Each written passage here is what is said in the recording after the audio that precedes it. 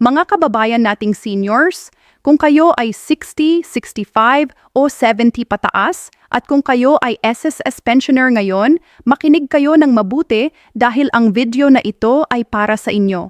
Hindi ito para sa mga bata, hindi para sa mga estudyante. Ito ay para sa mga taong nagbayad ng SSS contributions nila ng matagal, nagtatrabaho ng husto para sa kanilang pamilya at ngayon ay may tanong sa kanilang isipan, bakit parang maliit pa rin ang aking pensyon? At totoo bang may darating na 1,000 na nadagdag? Alam ko na marami sa inyo ay narinig na ang mga chika sa kapitbahay, sa simbahan, sa palengke na may 1,000 na nadagdag na pensyon na paparating. Pero bago kayo masyadong masabik, kailangan nating pag-usapan ang katotohanan ng walang paikot-ikot, walang inuming mainit-init, tulad ng dalawang magkaibigan na nagkukwentuhan sa kusina. Ang totoo ay may napakagandang balita para sa inyo ngayong 2026, ngunit may mga detalye ring kailangan ninyong malaman para hindi kayo mabitin, hindi kayo mapalampas ng pera, at hindi kayo mapagsamantalahan ng maling impormasyon. Kaya't huwag kayong umalis sa video na ito. Sa susunod na ilang minuto, ipapaliwanag ko sa inyo ang lahat kung kailan darating ang pera, kung magkano talaga ang matatanggap ninyo, kung sino ang makikinabang, at kung ano ang kailangan ninyong gawin ngayon. Maupo na tayo at mag-usap. Okay, simulan natin sa pinaka-importanting tanong. Totoo bang may 1,000 na dagdag na pensyon? Ang sagot ay oo at hindi. At kailangan ninyong marinig ang paliwanag para hindi kayo malito. Ang SSS ay nagpapatupad ng isang 3 taong pension reform program. Ang unang tranche ay nagsimula noong Setyembre 2025 at ang ikalawang tranche naman ay darating sa Setyembre 2026. Ibig sabihin, ang inyong pensyon ay tataas ng 2 beses, isang beses noong nakaraang Setyembre at muli ngayong darating na Setyembre 2026.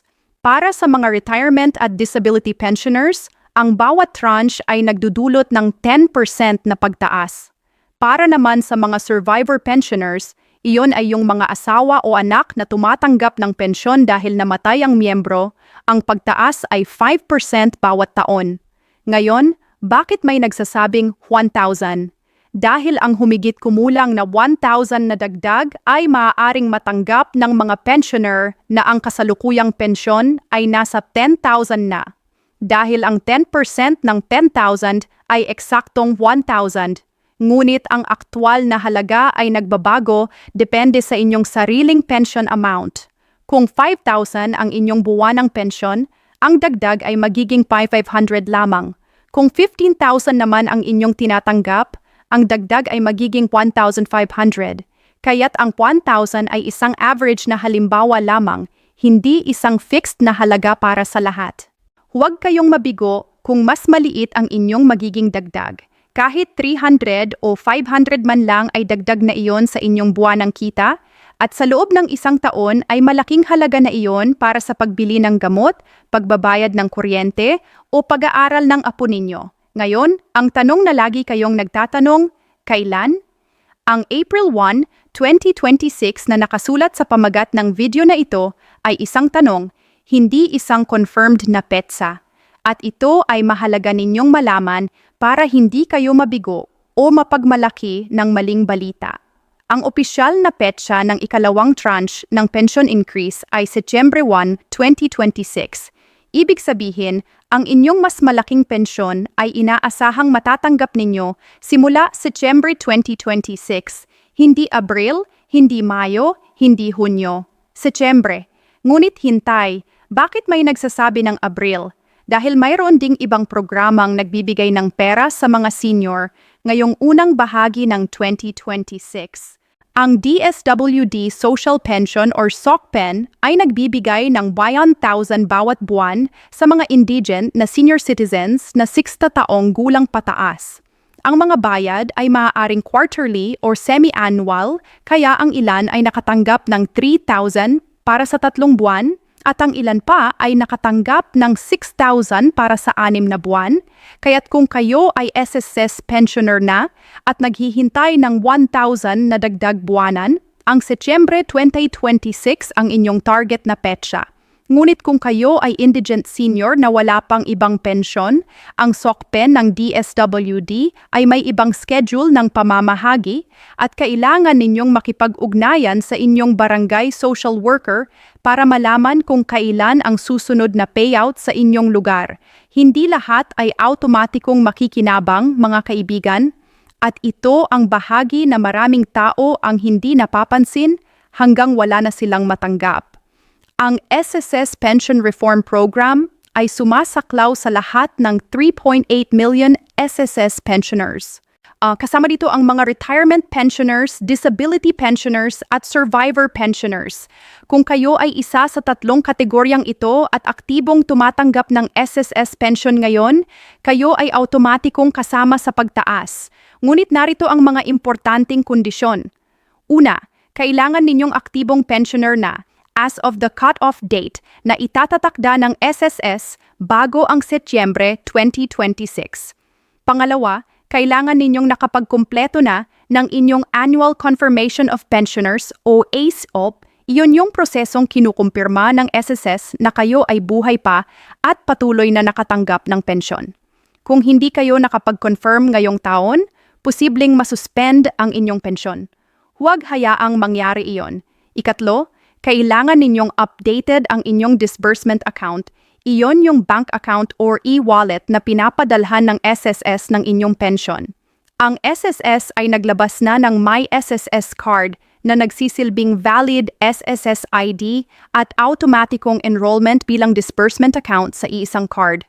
Kung hindi pa ninyo ito hawak, pumunta sa pinakamalapit na SSS branch at humingi ng impormasyon tungkol dito. At para sa mga survivor pensioners, mga balo o anak na tumatanggap ng pensyon ng yumaong miyembro, huwag kalimutang i-update ang inyong status at mga dokumento sa SSS. Minsan, ang mga survivor pension ay nase-suspend dahil sa hindi na-update na impormasyon at ang proseso ng pag-recover nito ay mahaba at nakakapagod. Ngayon, pag-usapan natin ang malaking larawan para makita ninyo kung gaano kalaki ang benepisyong matatanggap ninyo sa loob ng 3 taon. Sa pagtatapos ng 3 taong programa sa Setyembre 2027, ang mga retirement at disability pensioners ay makakatanggap ng kabuuang 33% na pagtaas mula sa kanilang pensyon noong bago magsimula ang programang ito. Para naman sa mga survivor pensioners, ang kabuuang pagtaas ay magiging 16%. Para maging mas malinaw, gamitin natin ang halimbawa.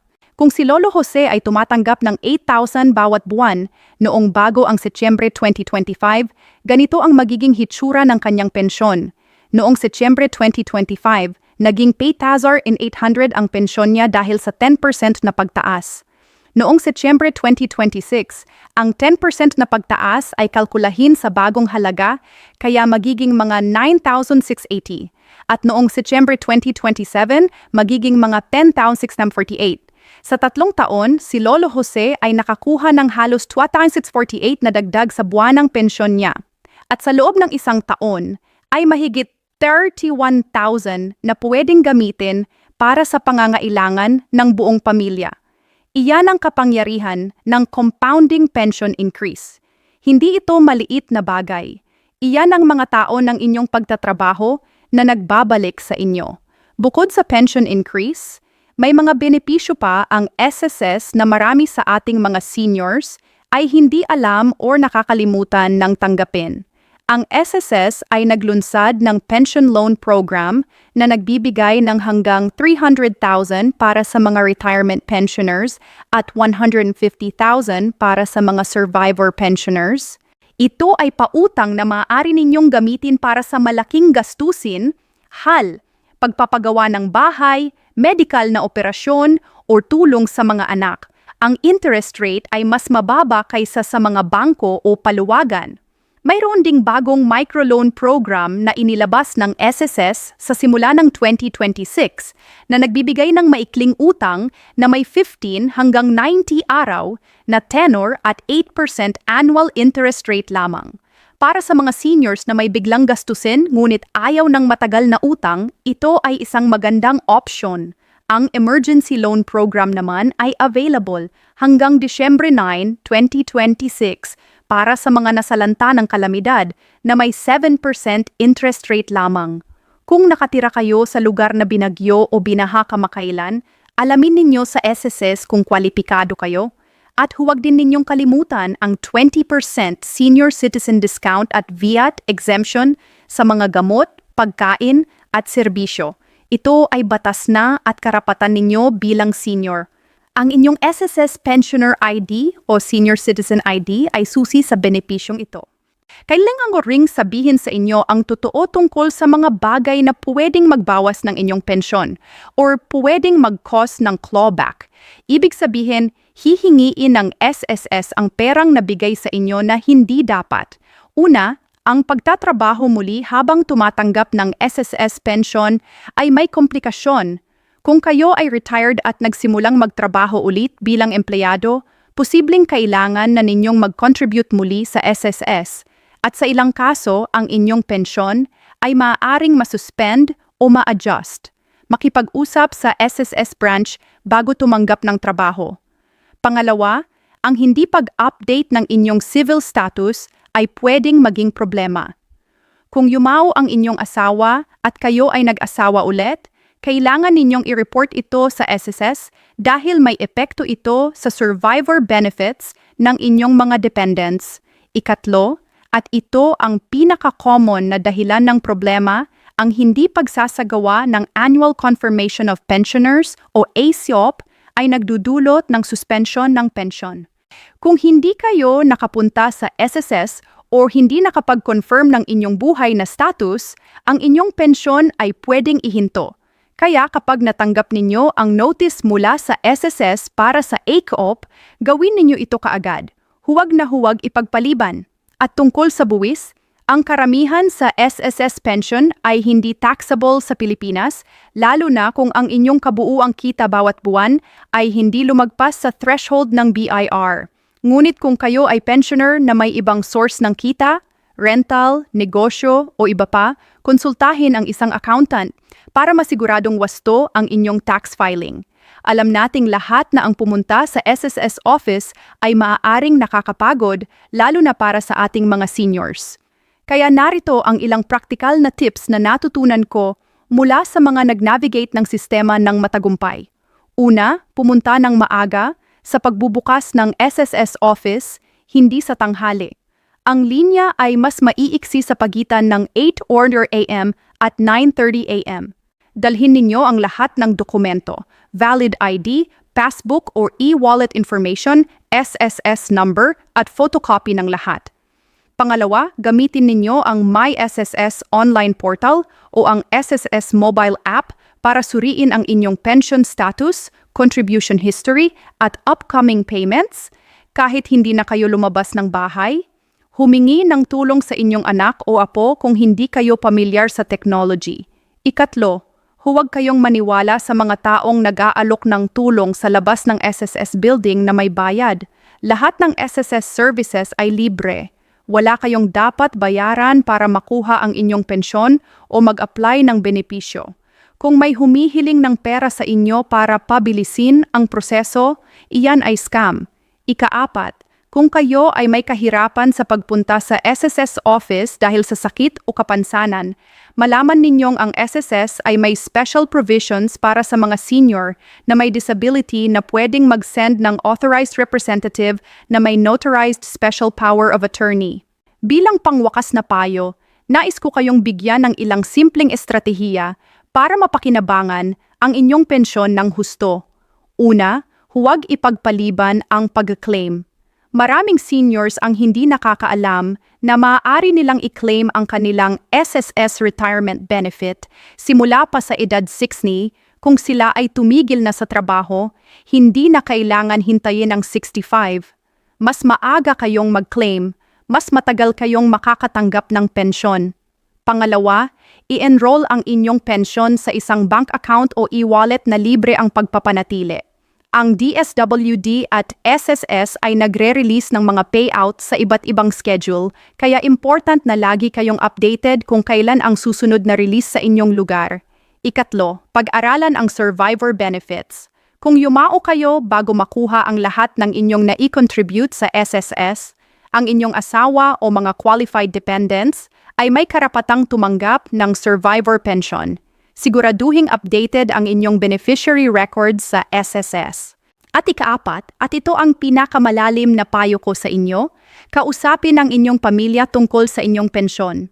Huwag itago ang impormasyon. Ipabatid sa inyong asawa o pinagkakatiwalaang anak, ang inyong SSS number, ang inyong bank account, at ang proseso ng pag-claim para kung may mangyari sa inyo, hindi mabubulagan ang inyong pamilya at hindi masasayang ang inyong mga karapatan. Mga kaibigan, nagtatrabaho kayo ng matagal. Nagbayad kayo ng SSS contributions bawat buwan ng maraming taon at ngayon ay oras na para kolektahin ninyo ang bunga ng inyong pagsisikap. Sa loob ng 3 taon, mula 2025 hanggang 2027, mga 92.8 billion ang ipamamahagi ng SSS sa halos 3.8 million pensioners. Kayo ay bahagi ng numerong iyon. Kayo ay may karapatang matanggap ang inyong nararapat. Ang mensahe ko sa inyo ngayon ay simple. Huwag kayong mahinayang kumilos. Suriin ang inyong SSS account. Kumpletuhin ang ACOP. I-update ang inyong disbursement account. And ay bahagi ang video na ito sa inyong mga kaibigan at kapatid na senior dahil ang impormasyon ay pinaka-powerful na armas laban sa kahirapan sa katandaan. Mahal namin kayo, mga kababayan. Patuloy na lumaban, patuloy na matuto, at patuloy na angkinin ang mga benepisyong para sa inyo.